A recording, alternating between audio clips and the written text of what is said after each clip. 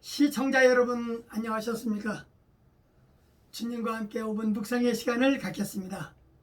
오늘은 역대하 14장 말씀을 묵상합니다.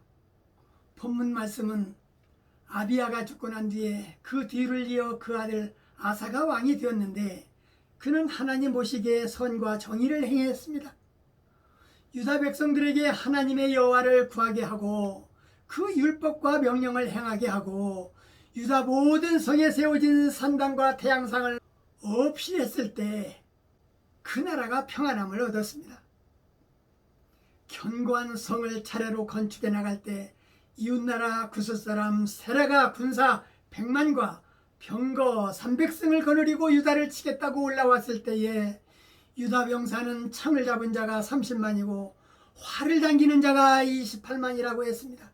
수적으로 보아 유다가 불리한 전쟁이었지만 하나님께 부르짖었고 주밖에 도와줄 이가 없고 주의 이름을 의탁하고 전쟁에 임했으며 여호와는 우리 하나님이시오니 사람으로 주를 이기지 못하게 해달라고 간구할 때에 하나님의 도우심으로 여호와께서 구스 사람을 물리쳐 주셨습니다. 아사는 그랄까지 쫓아가서 세라의 부대를 퇴파했으며 그랄 사면 성읍으로부터 많은 노량물을 얻을 수 있었습니다. 이로써 아사는 초기의 전국을 안정적으로 이끌 수 있었습니다.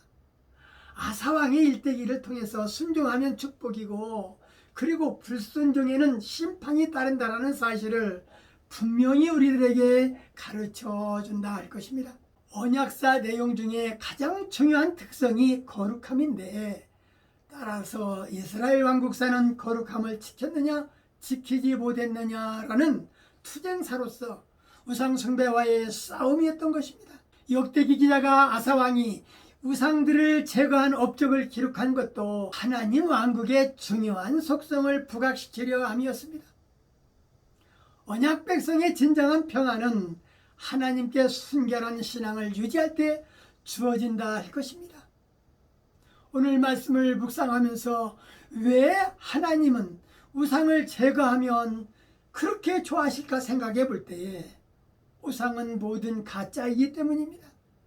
예를 든다면 만일 어떤 부모에게 자녀가 있었는데 그 자녀가 인생에 도움이 되지 않고 해로움만 끼치는 무엇인가에 빠져 허우적대다가 스스로 잘못을 깨닫고 거기에서 빠져나와 올바른 삶을 살겠다고 다짐하면 부모가 얼마나 좋아하겠는가 이 말입니다. 하나님은 이 세상에서 참된 신은 이 세상을 창조하신 하나님 자신뿐임을 아시기에 하나님의 백성이 이스라엘에게 우상은 거실시고 가짜라고 거듭해서 가르쳐 주셨던 것입니다.